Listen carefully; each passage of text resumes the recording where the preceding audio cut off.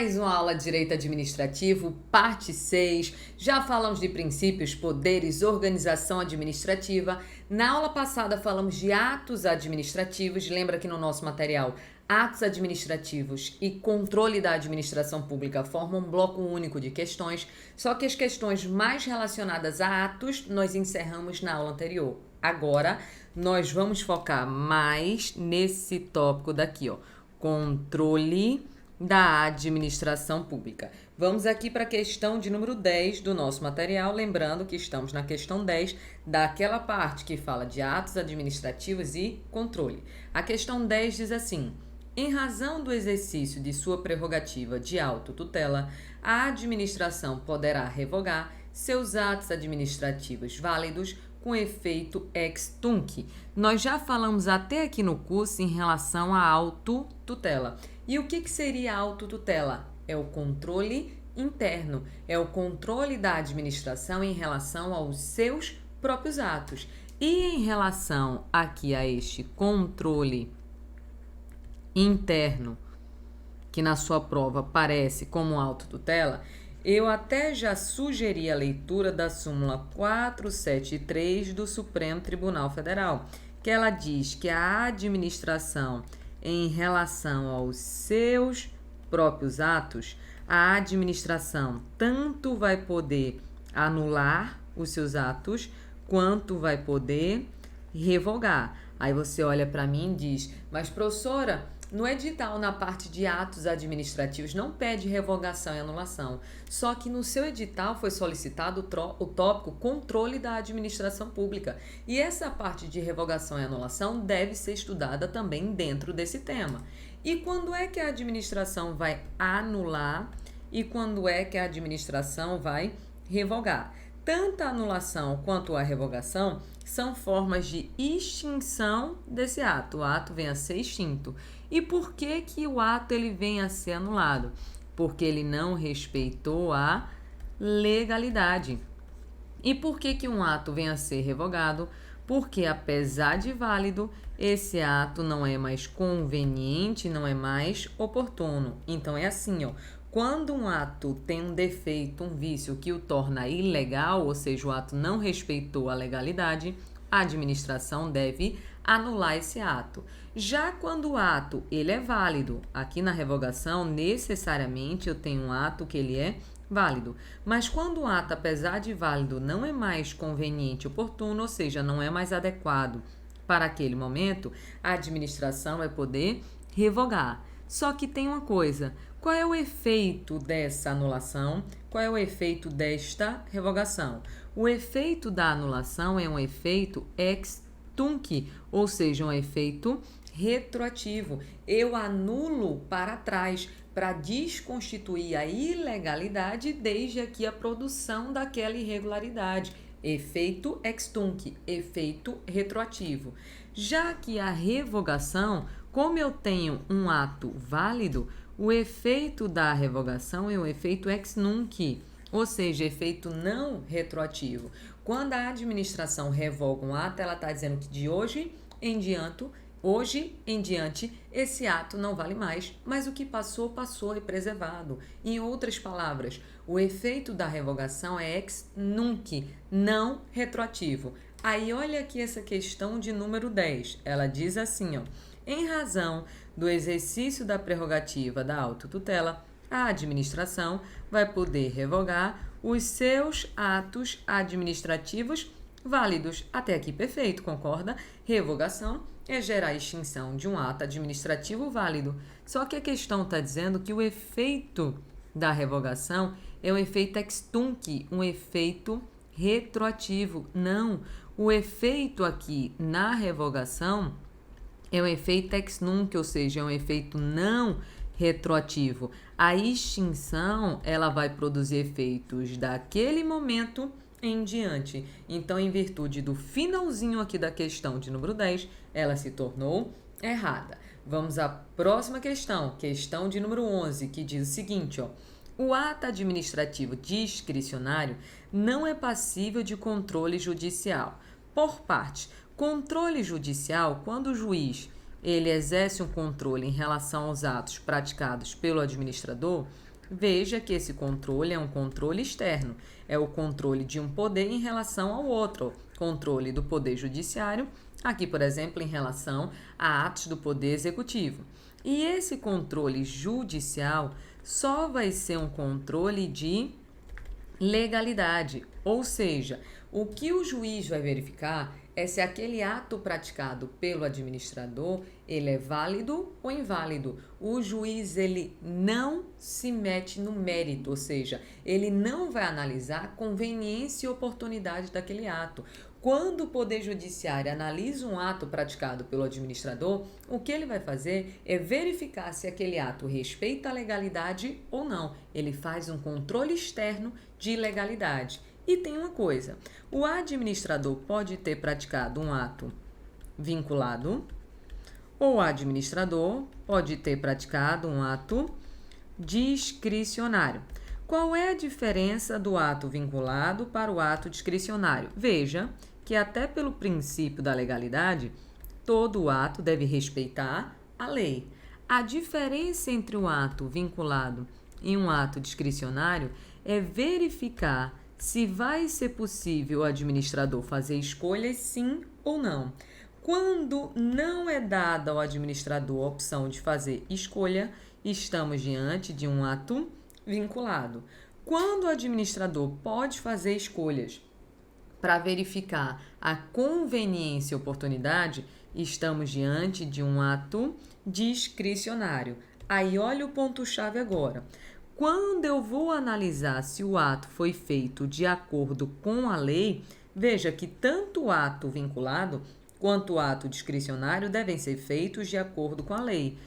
Se eu estou verificando se o ato foi feito de acordo com a lei, eu estou fazendo um controle de legalidade. Observe, então, que esse controle de legalidade existe tanto em relação a atos vinculados quanto em relação a atos discricionários. E esse controle de legalidade, só para a gente já deixar escrito e organizado aqui, pode ser um controle tanto interno, ou seja, a própria administração pode verificar a legalidade dos seus atos, como pode ser um controle externo, por exemplo, o Poder Judiciário analisando o ato praticado pelo administrador. Da mesma forma aqui, tanto o ato vinculado quanto o ato discricionário, eles podem sofrer controle de legalidade. Controle de legalidade esse que pode ser feito pela própria administração, controle interno, ou feito, por exemplo, pelo Poder Judiciário, que vai ser um controle externo. Agora, quando eu analiso se aquilo que o administrador produziu foi uma boa escolha, eu verifico simplesmente se o ato é conveniente, se o ato é oportuno, estamos diante do chamado controle de mérito. E o controle de mérito, ele só pode ser um controle interno, ou seja, só cabe à própria administração verificar a conveniência e a oportunidade. Aí vamos voltar aqui na questão. O ato administrativo discricionário não é passível de controle judicial, ou seja, o juiz não pode analisar um ato discricionário, pode? Pode verificar se esse ato discricionário respeitou ou não respeitou a lei. O que o juiz vai fazer é um controle de legalidade. O Poder Judiciário não vai poder analisar o mérito, as escolhas, ou seja, a análise de conveniência e oportunidade desse ato discricionário. Mas ele pode sim verificar se aquele ato discricionário ele respeitou a lei. Quando a questão disse que o ato discricionário não é passível de controle judicial, isso tornou a questão errada. Fechada a questão de número 11, vamos aqui à questão de número 12, que diz o seguinte, o controle judicial dos atos administrativos é restrito a aspectos de legalidade, sendo vedada a análise de mérito administrativo pelo Poder Judiciário. Nós acabamos de falar isso, o controle judicial em relação a atos do administrador, já sabemos que é um controle externo, controle de um poder em relação ao outro. E esse controle é restrito à legalidade. porque é proibido o juiz analisar o mérito. E o que é analisar o mérito? É analisar a conveniência e oportunidade, porque só cabe ao administrador analisar se aquele ato é ou não é conveniente e oportuno. Até porque se o juiz pudesse interferir dessa forma, dizendo ao administrador qual escolha ele deve tomar, como ele deve agir, o que é mais conveniente, o que é mais oportuno, isso iria ferir a separação dos poderes e não pode ser feito. Logo, existe a possibilidade, em resumo aqui, existe a possibilidade de existir um controle judicial em relação a atos praticados pelo administrador? Sim, só que esse controle é apenas um controle de quê? De legalidade. O que o juiz vai verificar é se o ato respeita ou não respeita a lei. Ele não se mete na conveniência e na oportunidade, ou seja, no mérito, nas escolhas do administrador, assim como foi dito na questão de número 12. Por isso que a questão de número 12 é uma questão que está certíssima. Fechada a questão de número 12, vamos aqui à questão de número 13, que diz o seguinte, ó. O mandado de segurança e o habeas data são remédios constitucionais. Você estuda essa parte, logicamente, em direito constitucional e lá você aprofunda esses remédios. Vamos ler de novo. O mandado de segurança e o habeas data são remédios constitucionais utilizados para a realização do controle judicial da administração pública. Até aqui, certo? Sim ou não? Certo. Observa o seguinte. Imagina que eu fiz um concurso. Eu era a próxima a ser chamada. Só que passaram uma pessoa na minha frente. Eu vou deixar por isso mesmo? Claro que não. Vou fazer o quê? Não precisa matar a pessoa. O que eu vou fazer? Eu vou entrar com mandado de segurança. Por quê? Porque eu tenho o direito líquido e certo de vir a ser observada aquela ordem de classificação. Então, esse remédio constitucional é uma forma de eu provocar o Poder Judiciário para ele analisar aquele ato que foi feito pelo administrador. Vai ser um controle do juiz em relação ao administrador, controle externo em relação à legalidade do ato. Até aqui está perfeito. Aí continua e diz, controle este que pode acontecer por provocação ou de ofício. Opa! O que é um controle por provocação? O Poder Judiciário, ele é inerte, ou seja, o Judiciário ele só age mediante provocação. Em uma linguagem simples, se ninguém pedir nada, o que o juiz faz? Nada. Porque o juiz, o Poder Judiciário, ele só age mediante provocação. Então, se furaram a fila lá do concurso que eu fiz, eu tenho que provocar o judiciário com esse mandado de segurança para poder o juiz analisar a minha situação. Mas se eu não fizer isso, se ninguém fizer isso, o que o juiz analisa? Nada, porque o controle judicial, ele só pode ser feito mediante provocação. O Poder Judiciário, ele não vai fazer um controle de ofício. E o que seria de ofício? É sem ninguém pedir. Não pode o juiz iniciar um processo sem ninguém ter solicitado. Ele não pode agir de ofício. Por quê? Porque o Poder Judiciário, ele é inerte. Ou seja, ele só age mediante provocação. Como a questão de número 13 falou que o Poder Judiciário poderia agir de ofício, é uma questão que se encontra errada. Fechada a questão de número 13, vamos aqui à questão de número 14, que diz assim: a administração pública poderá revogar atos administrativos que possuam vícios que os tornem ilegais. Opa, vamos lá. A administração pública pode revogar seus atos? Até que pode. Só que a revogação é a extinção de um ato que, apesar de válido, necessariamente o ato, apesar de válido, ele não é mais conveniente e oportuno. Se o ato é ilegal, ele não vai ser revogado. Ele vai ser o quê? Anulado. Então, já sabemos que a questão está errada, né? Porque quando falar em revogação, revogação é extinção de ato válido. Se o ato é ilegal, ele não vai ser revogado, ele vai ser anulado. Já vou marcar aqui que a questão se encontra errada. Vamos ler ela inteira de novo. A administração pública poderá revogar atos administrativos que possuam vício que os tornem ilegais, ainda que o ato revogatório não tenha sido determinado pelo Poder Judiciário. Isso que ele está dizendo aqui é o seguinte, ó, que a administração pode revogar seus próprios atos sem precisar do Poder Judiciário. E isso realmente, porque pelo princípio da autotutela, a administração pode gerar a extinção dos seus próprios atos sem precisar pedir ao juiz, é a própria administração que gera a extinção. E isso nós conhecemos como autotutela, que é a possibilidade da administração verificar e gerar até a extinção dos seus próprios atos. Mas como ele falou em revogação e em ilegalidade, já vimos aqui que a questão 14 é uma questão que se encontra errada. Vamos agora à questão de número 15, que diz o seguinte, ó: o controle externo da administração pública é hierarquicamente superior ao controle interno de cada órgão. Essa parte relacionada a controle externo, controle interno, eu até aconselho a leitura aqui do artigo 70 da Constituição Federal. O que acontece?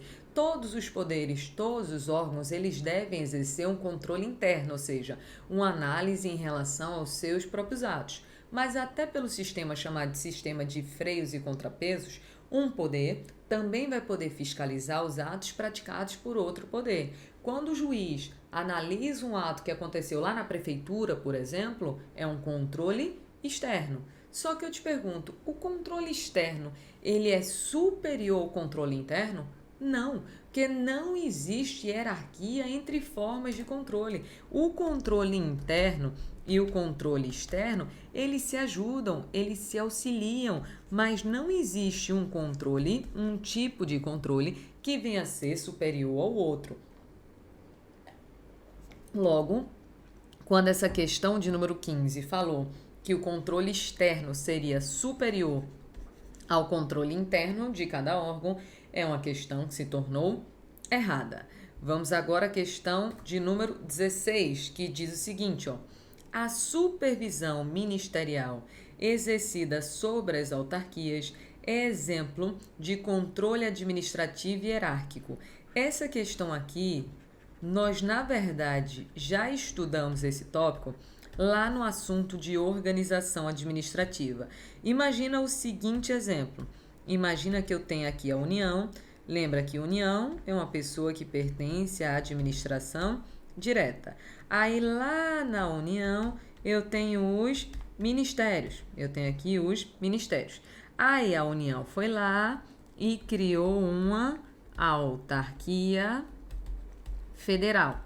Autarquia federal. Já sabemos que a autarquia pertence à administração indireta. Lembra que isso daqui é o fenômeno da descentralização. Eu tenho uma pessoa passando a atividade para outra pessoa. E lembra que quando a União tem seus ministérios, aqui é desconcentração, que eu tenho uma pessoa repartindo as suas funções entre os seus órgãos. Aí na aula de organização administrativa nós falamos o seguinte, ó: pode esse ministério exercer um controle em relação aos atos praticados por essa autarquia, sim ou não? Sim. Só que tem uma coisa, o nome desse controle vai ser controle hierárquico? Lembra para mim? Não. Por que não? Porque não existe hierarquia das pessoas da administração direta em relação às pessoas da administração indireta. O que existe aqui é uma vinculação. Então, como é que vai ser o nome deste controle da administração direta em relação à pessoa da administração indireta? Vai ser chamado de controle finalístico, podendo ser chamado de tutela ou podendo ainda ser chamado de supervisão ministerial. Supervisão ministerial. Aí olha de novo essa questão de número 16. A supervisão ministerial, que é esse controle que exemplificamos aqui, Exercida sobre uma autarquia é exemplo de controle hierárquico. É um controle hierárquico? Não, porque não existe hierarquia na relação entre pessoas diferentes. O que existe é apenas uma vinculação. O que acontece aqui é um controle finalístico. É uma tutela, mas não seria um controle hierárquico. Por isso, questão de número 16 é uma questão que se encontra errada e foi um reforço a algo que nós já tínhamos falado lá no assunto de organização administrativa. Caminhando, vamos aqui à questão de número 17. Diz assim, ó: conforme a classificação das formas de controle administrativo, ao realizar a auditoria de despesas efetuadas pelo Poder Executivo durante a execução do orçamento, o Tribunal de Contas exerce controle externo e concomitante. Só uma coisa: o Tribunal de Contas faz parte de qual dos três poderes? Legislativo, Executivo ou Judiciário? Nenhum dos três, tá certo? O Tribunal de Contas, ele vem a ser aqui um órgão independente que auxilia o poder legislativo nesse controle externo. Então, realmente, o Tribunal de Contas vai fazer um controle externo. Aí, olha o que ele diz: o Tribunal de Contas vai realizar uma auditoria das despesas durante a execução do orçamento. Quando ele diz aqui durante a execução do orçamento, está dizendo que o Tribunal de Contas vai fiscalizar os atos do Poder Executivo, é um controle externo, e essa fiscalização, como acontece durante a execução do orçamento, ela é concomitante, ou seja, ao mesmo tempo em que os atos vêm sendo praticados, vai existir também a fiscalização. Questão de número 17 é uma questão que está super certa. E cuidado com isso daqui. Tribunal de Contas não faz parte de nenhum dos três poderes. É um órgão independente que auxilia o Poder Legislativo nessa parte de fiscalização em relação ao aspecto contábil, financeiro, orçamentário. Fechada a questão 17, vamos à última questão deste bloco de atos administrativos mais controle. Questão da Polícia Federal aqui, ó. Diz assim: a fiscalização contábil, orçamentária, operacional e patrimonial da administração pública federal sob os aspectos de legalidade, legitimidade e economicidade integra o controle externo exercido pelo Poder Legislativo Federal com auxílio do Tribunal de Contas da União, ou seja, o Tribunal de Contas da União vai auxiliar o Poder Legislativo Federal, veja, ele não faz parte, ele auxilia o Poder Legislativo Federal neste controle externo em relação à parte contábil, orçamentária, operacional e patrimonial da administração pública federal. Esta questão daqui, ela é pautada no artigo 71 da Constituição Federal, que vai bem falar aqui dessa parte do Tribunal de Contas. E como o seu edital pediu esse tópico relacionado à fiscalização pelo Poder Legislativo, eu aconselho aqui a leitura em relação também a essa parte do Tribunal de Contas. Questão de número 18 é uma questão que está super certa. Lembra que o Tribunal de Contas vem a ser um órgão independente que vai auxiliar o Poder Legislativo nesse controle externo relacionado à fiscalização contábil, orçamentária, operacional e patrimonial. Com isso, fechamos o bloco de questões de atos administrativos mais controle. Fizemos aqui 18 questões relativas a este assunto, estes assuntos, no plural.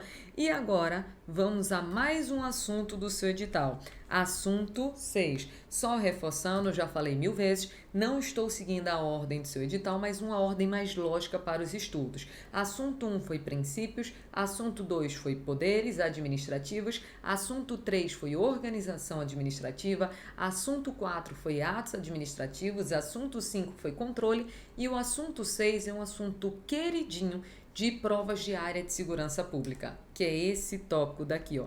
Responsabilidade civil do Estado.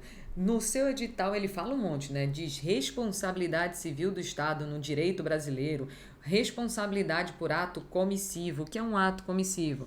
É responsabilidade civil do Estado por um dano causado por uma ação, responsabilidade do Estado por omissão. Sim, o Estado também pode vir a ser responsabilizado em virtude da sua omissão, requisitos para existir a responsabilidade civil do Estado e excludentes e atenuantes da responsabilidade do Estado. Desse tema daqui, ó, é imprescindível mesmo, a leitura do artigo 37, parágrafo 6º da Constituição. Esse artigo 37, parágrafo 6º, ele é a base do estudo da responsabilidade civil do Estado. E só para você lembrar, o que ele diz? Diz que as pessoas jurídicas de direito público e as pessoas de direito privado prestadoras de serviço público respondem pelos danos que seus agentes, nessa qualidade, causarem a terceiros, assegurado o direito de regresso nos casos de dolo ou culpa. Veja que é um dispositivo só, mas ele fala quem é considerado Estado, que são as pessoas de direito público e as de direito privado prestadoras de serviço público, disse que o Estado responde pelos atos de seus agentes, que é a base do estudo da responsabilidade objetiva, e ainda falou na possibilidade de o Estado entrar com ação regressiva contra aquele agente público que atuou de maneira dolosa ou culposa.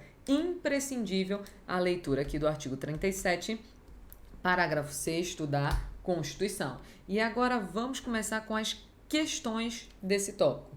Questão de número 1 diz assim: a responsabilidade civil das pessoas jurídicas de direito público pelos atos causados pelos seus agentes é objetiva, enquanto a responsabilidade civil dos agentes ela é subjetiva. Eu gosto sempre de fazer um esquema para poder ficar bem fácil a visualização. Observa o seguinte, ó. Imagina que aqui tem um particular. Esse particular, ele sofreu um dano.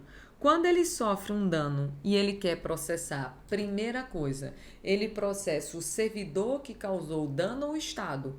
O Estado, porque é o Estado que responde pelos atos praticados pelos seus agentes. Professora, o particular pode processar o Estado mais o agente? Não, ele processa só o Estado. O STF até chama isso de tese da dupla garantia, ou seja, o particular processa o Estado e depois o Estado se volta contra o seu agente. Então, o particular vai processar aqui o Estado.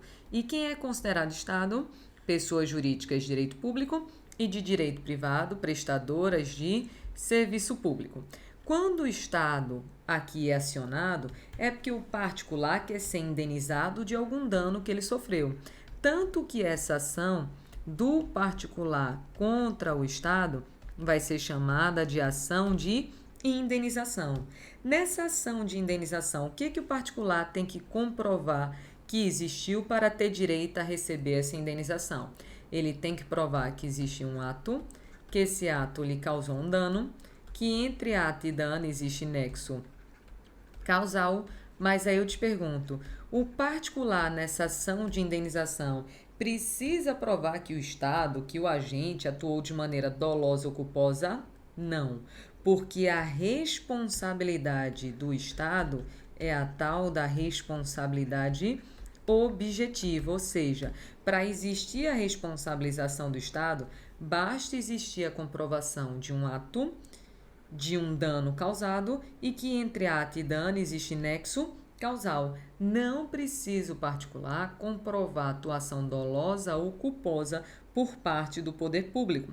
Só que aí, quando o Estado paga a indenização particular, para o particular, problema resolvido, mas para o Estado não. O Estado agora, já que ele gastou um dinheiro, ele quer tentar ser ressarcido. Aí o Estado pode se voltar contra o seu agente. O servidor, por exemplo, causador do dano. Quando o Estado se volta contra o seu agente, é porque o Estado quer ser ressarcido do gasto que teve. É por isso que o nome dessa ação é chamada de ação regressiva. Se o Estado está entrando com ação regressiva, é porque ele foi condenado na ação de indenização. Já existiu a comprovação de um ato, de um dano e de um nexo causal. Mas é automático o Estado obrigar o agente a ressarci-lo? Não, porque o Estado vai ter que comprovar agora que o agente atuou de maneira dolosa ou ao menos culposa. Por quê? Porque a responsabilidade do agente ela é do tipo subjetivo, ou seja, se o agente não causou dano de maneira dolosa nem de maneira culposa, ele não vai ser obrigado a ressarcir o Estado, porque o agente tem responsabilidade subjetiva. Agora, o Estado tem responsabilidade objetiva, ou seja, independentemente da existência de conduta dolosa ou culposa, o Estado, existindo ato, dano e nexo causal, vai ser obrigado a indenizar este particular. Aí, olha de novo essa questão aqui de número 1. A responsabilidade civil das pessoas jurídicas de direito público, pessoa jurídica de direito público entra aqui no conceito de Estado e diz que a responsabilidade do Estado, ela é objetiva. Perfeito até aqui. Já a responsabilidade dos agentes, ela é subjetiva. Perfeito. Por quê? Porque o agente ele só é obrigado a ressarcir o Estado se ele causou dano ao particular de maneira dolosa ou culposa. Já o Estado, independentemente de atuação dolosa ou culposa, ele é obrigado a indenizar se existe um ato, um dano e um nexo causal, já que a responsabilidade do Estado ela é objetiva. Questão de número 1 exemplifica bem o caminhar do artigo 37, parágrafo 6º da Constituição e é uma questão que está super correta. Fechado até aqui? Só deu tempo de fazer a questão de número 1 do tópico de responsabilidade civil do Estado. Mas na próxima parte, fechamos responsabilidade civil do Estado para poder já ir para um outro assunto que é licitação. Então, respira e até a próxima aula. Tchau, pessoal!